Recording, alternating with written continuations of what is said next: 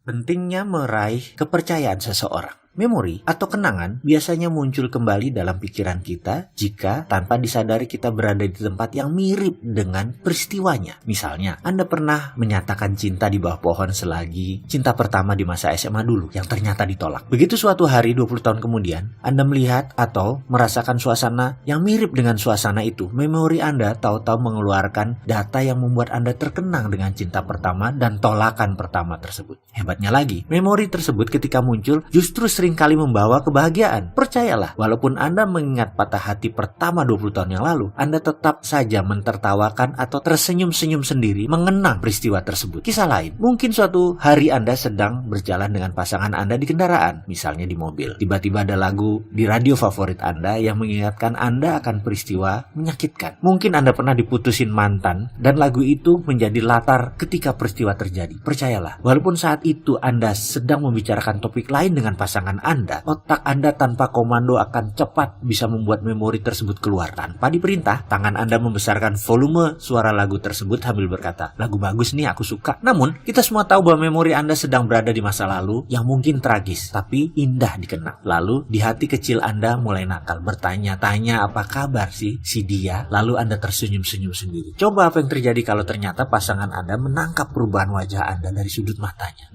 Sisa cerita ini Anda sendiri yang melanjutkannya ya, karena pasti beda-beda reaksinya pasangan Anda. Saya pun saat ini sedang masuk ke zona memori tersebut. Saya teringat ketika dulu masih di Balikpapan, sewaktu di SMP, ada seseorang mendekati saya di kelas. Dia memberi saya sebuah prakarya sekolah yang menurut saya bagus sekali, yaitu logo Pendidikan Indonesia Tut Wuri Handayani dibuat dari triplek yang digergaji oleh. Mungkin Anda tahu gergaji triplek berbentuk U seperti celurit yang ada mata gergaji tipis menyambung kedua ujung U tadi. Cara menggunakan gergaji itu dengan tangan dan sisi ujung U yang lainnya ada di ketiak Anda. Sulit sekali melakukan pekerjaan dengan gergaji U tersebut karena bisa putus mata gergajinya yang seperti kawat tipis. Jadi ketika mendapat hadiah pekerjaan tangan tersebut, saya benar-benar terkesan. Seorang anak SMP melakukan pekerjaan itu mungkin bisa makan waktu bulanan karena triplek Tut Wuri Handayani itu ukurannya besar, hampir 1 meter. Semua huruf, semua lekukan gambar sayap, semua digergaji dengan halus. Sewaktu menerima hadiah tersebut, saya ucapkan terima kasih kepada pemberinya. Dia Ben Hur Panjaitan. Saya sebenarnya tidak terlalu kenal dia, namun kalau pulang sekolah, kami sering satu jalan dan dia tiba di rumahnya terlebih dahulu. Dari jalan raya masih masuk ke gang. Mobil tidak masuk, hanya motor. Kami beda kampung, dia lebih dekat ke sekolah. Ketika 10 tahun berlalu, saya sedang mengunjungi sebuah lokasi di Desa Colo, Kudus. Ada sekolah mirip dengan bentuk sekolah SMP Negeri 1 Balikpapan. Di sekolah saya dulu, tiba-tiba memori tentang Ben Hur terbesit di kepala saya. Yang kepikiran adalah apa yang dimaksud dengan Ben Hur kasih hadiah tersebut ke saya. Apa spesialnya saya waktu itu? Kenalan juga nggak terlalu deket kok. Sebelum dia memberi hadiah itu dan setelahnya kami juga tidak terlalu dekat. Namun 10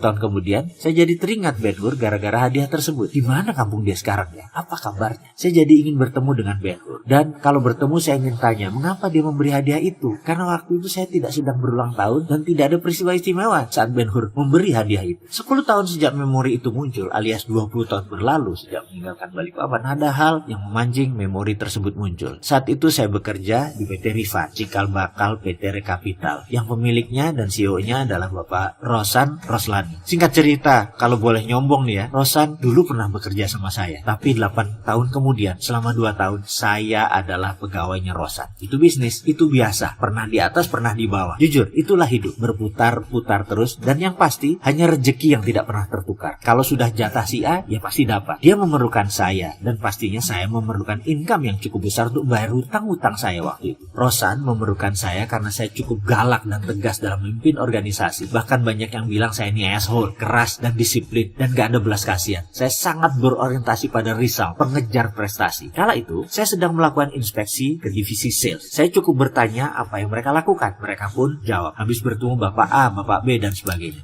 Maka saya bilang, coba telepon mereka lagi. Bilang saya ingin bicara. Mereka yang bohong atau tidak melakukan prospecting pasti panik. Beberapa orang tertangkap tangan bohong dan saya nggak panjang lebar. Anda keluar. Dan begitu juga ketika saya berbicara dengan Bapak A atau Bapak B. Ternyata mereka ketemu atau benar-benar mereka ketemu. Ya selamatlah posisi mereka. Sekali lagi, kalau mereka tidak bertemu atau tidak berkomunikasi, bahkan tidak mengerti produk perusahaan kami tanpa pandang bulu, saya pun bilang ke sales tersebut, sebaiknya kamu mengajukan surat resign sekarang. sekarang daripada saya pecat. Kondisi kamu jelek di luaran. Saya tahu itu kejam sekali, tapi begitulah saya dulu. Kemudian sampailah saya sebuah meja, lalu saya tanya kepada seorang sales bernama A. Saya nggak sebut namanya ya, tapi ini benar. Mana kartu nama orang yang kamu prospek hari ini? A dengan perlahan menyerahkan setumpuk kartu nama kepada saya. Ini Pak. Kemudian saya cek satu persatu. Lalu mata saya menemukan nama yang sangat familiar, Ben-Hur Panjaitan. Masih dengan mempertahankan wibawa saya tanya, siapa Pak Ben-Hur ini? Oh, dia pengusaha sukses Pak di bidang IT, kata A. Sulit bertemu dengan dia. Dia kontraktor IT utama di Pemda Jakarta dan lembaga pemerintah. Wah Pak, luar biasa Pak. Orangnya baik sekali, santun dan dipercaya banyak lembaga. Itu jawab A membanggakan. Orangnya namanya Ben-Hur Panjaitan versinya dia. Saya tersenyum dalam hati. Nah, pasti ini teman yang saya cari. Tapi mendengar cerita A, saya menjadi kejut. Apakah ini Ben-Hur yang saya kenal atau Ben-Hur yang lain? Bukan teman SMP saya. Lalu saya tanya pada A, apa dulu Pak Ben-Hur pernah tinggal di Balikpapan? Wah, saya kurang tahu Pak. Saya coba hubungi dia lagi Pak, kata A. Saya lihat dia menelpon di depan saya. Seperti biasa, sulit sekali terhubung. Dari resepsionis hanya terhenti di sekretaris pribadi Pak Ben-Hur. Muka A pucat. Dia takut sekali ekspresinya. Takut saya marah soalnya. Dia pasti berpikir saya akan marah, saya akan memecatnya. Lalu di tengah menunggu, saya ambil telepon itu dan berbicara dengan sekretaris Pak Ben-Hur. Maaf Bu, bisa tolong sampaikan ke Pak Ben-Hur. Saya tahu dia pasti sedang sibuk, tapi tolong sampaikan ada orang yang namanya Wowi ingin bicara. Ya sudah, lebih baik saya yang memulai. Saya adalah orang yang bisa menerima kegagalan, tapi saya tidak bisa menerima ketika saya tidak coba. Jadi saya mengawali, mudah-mudahan dia ingat dan mau menerima saya. Kalau ini Ben-Hur yang sama. Sesaat kemudian terdengar bunyi klik. Suara telepon yang tadinya nada tunggu menjadi hening. Ada orang di seberang sana dan bukan mesin. Terdengar suaranya berkata, Bapak Uwi, apa kabar kamu? Tertawa dia langsung. Saya menarik napas lega, iya ini Ben-Hur yang saya kenal. Lalu tanpa basa-basi saya langsung bertanya kapan dia ada waktu untuk bertemu. Dia jawab, hari ini juga bisa, jam makan siang, bagaimana? Ketika tiba di kantornya di Bilangan Jakarta Selatan, ratusan monitor komputer IT berjajar dengan pegawai yang jumlahnya ratusan. Rasanya bisa dikatakan bahwa dia adalah satu raja IT di Indonesia. Bahkan di tahun itu organisasinya mengurus cyber security dan cyber defense lembaga pemerintahan. Perusahaannya sudah kelas dunia secara teknis. Begitu ketemu, untuk menuntaskan rasa penasaran saya pun bertanya mengapa dia memberi hadiah itu dulu kepada saya. Lalu dia jawab, Wi, gue lihat lo orangnya lain, gak banyak omong. Mata lo menunjukkan lo orang kreatif. Gue tahu lo bakal jadi orang sukses. Jadi kalau gue nggak punya apa-apa di kemudian hari, pasti gue butuh lo. Jadi akhirnya saat itu gue memutuskan bahwa gue harus ambil hati lo, katanya. Lalu dia melanjutkan, walaupun mungkin kita dulu orang biasa-biasa saja, gue sudah bisa bayangkan jalan hidup lo ke depan. Dan lo tahu, puluhan orang gue invest seperti lo di masa kecil dulu. Dan investasi gue nggak ada yang salah. Semua benar, semua pada sukses. Termasuk semua pekerjaan yang gue dapat, gue panen dari tebakan gue membaca masa depan sahabat-sahabat gue dulu. Mendengar cerita itu saya menjadi terdiam. Seorang yang santun dan pandai hati ini memang benar apa yang dikatakan dan dilakukannya. Berinvestasilah untuk mendapatkan trust seseorang. Dan dari saya